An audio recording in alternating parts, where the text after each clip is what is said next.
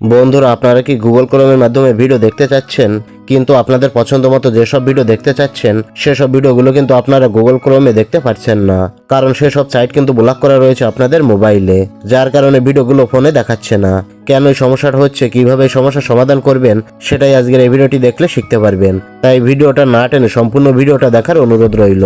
আর আপনি যদি এই চ্যানেলে নতুন এসে থাকেন তাহলে এখনই সাবস্ক্রাইব করে এই চ্যানেলের সাথেই থাকবেন এবং ভিডিওটা ভালো লাগলে লাইক করে দেবেন।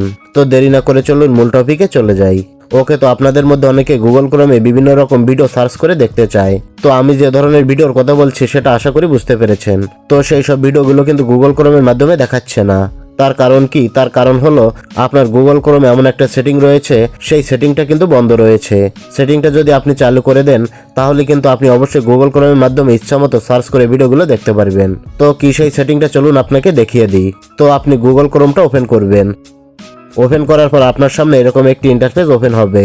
তো দেখুন উপরে সার্চ বার আছে, এই সার্চ বারে ক্লিক করে কিছু একটা লিখে সার্চ করে দেবেন। তো আমি যে কোনো কিছু একটা লিখে সার্চ করে দিলাম। সার্চ করার পর দেখতে পারবেন একদম উপরে ডান দিকে আপনার জিমেইলের লোগোটা দেয়া আছে, আপনার জিমেইলের লোগোটা শো করবে। তো আপনি জিমেইলের লোগোর উপর ক্লিক করে দেবেন।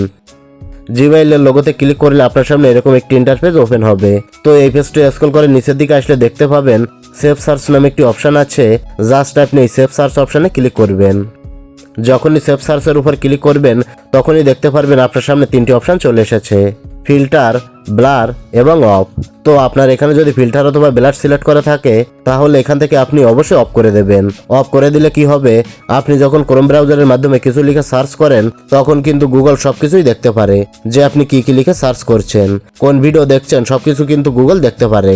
যার কারণে আপনি কিন্তু পরবর্তীতে সমস্যায় পড়ে যেতে পারেন, কারণ গুগলের মাধ্যমে খারাপ কিছু সার্চ করে দেখলে একটা সময় আপনাকে কিন্তু জেল জরিমানা পর্যন্ত দিতে হতে পারে। তাই অবশ্যই এখান থেকে অফ অপশনটা সিলেক্ট করে রাখবেন, তাহলে তারা আর বুঝতে পারবে না যে আপনি গুগলে কি কি সার্চ করছেন বা কি কি ভিডিও দেখছেন। তো এটাই ছিল দেখানোর। ভিডিওটি ভালো লাগলে লাইক, কমেন্ট ও শেয়ার করবেন।